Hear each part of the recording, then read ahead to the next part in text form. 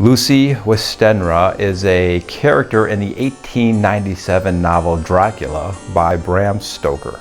She was the 19-year-old daughter of a wealthy family, and she's Mina Murray's best friend.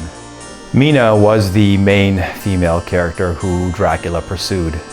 Lucy was waiting for the right man to come along to marry her, and she had 3 suitors. She tells Mina that she would like to marry all of them so no one would feel bad. One man was Arthur Holmwood, the wealthy son of Lord Godalming. One was Quincy Morris, an American adventurer. And the third was Dr. John Seward, a psychiatrist. All 3 of them proposed to her on the same day, although she was already in love with Holmwood, so she accepts his proposal.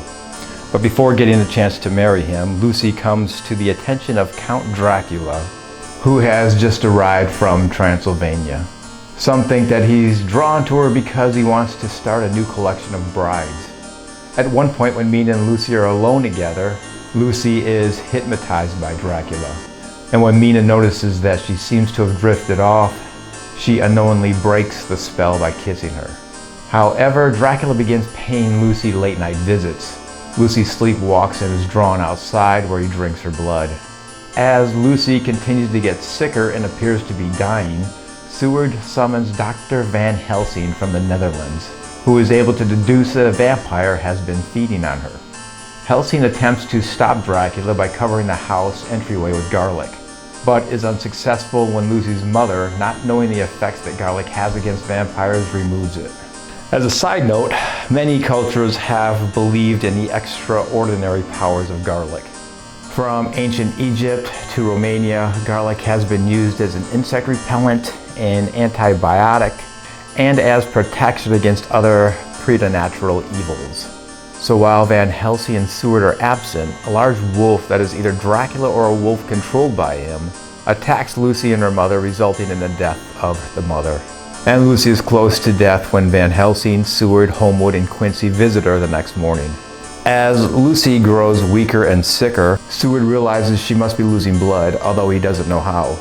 He decides to treat her with blood transfusions, and he first takes blood from Holmwood, and then the other men.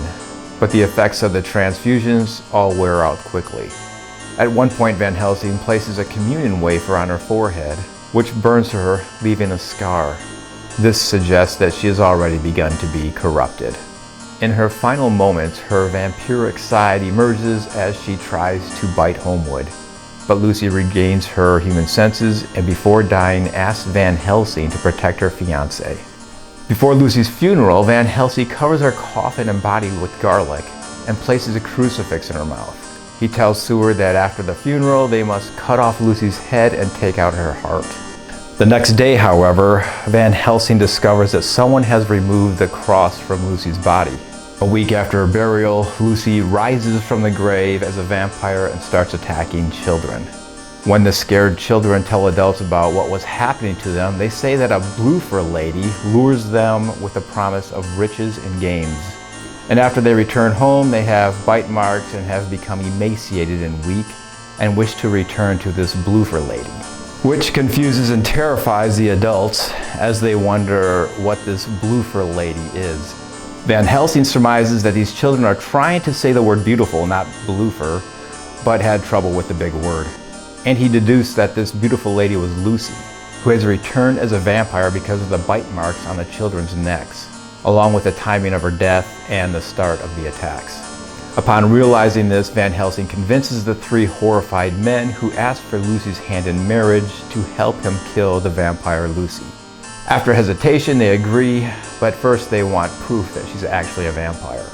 They go to her tomb after dark and are horrified when they find her undead corpse feeding on a child.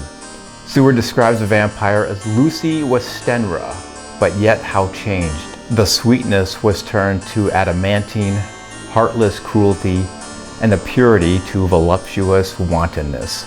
Lucy attempts to seduce her former fiancé. Van Helsing stops Holmwood when he attempts to kiss her, even having to repel Lucy with a crucifix. Lucy flees into her tomb as the sun rises, allowing the men to open her coffin and drive a wooden stake through her heart, killing the vampire. To ensure that Dracula will not reclaim her, they also fill her mouth with garlic before decapitating her. and soldering the lid to her coffin. Lucy's death motivates her suitors and Mina to join Van Helsing in successfully hunting and destroying Dracula in retaliation. And I'm out in my garden as the sun's beginning to set.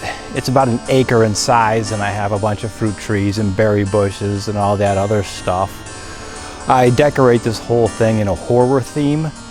One of the things I enjoy doing is getting old styrofoam used for like computers, TVs, and things like that, and making graves out of them.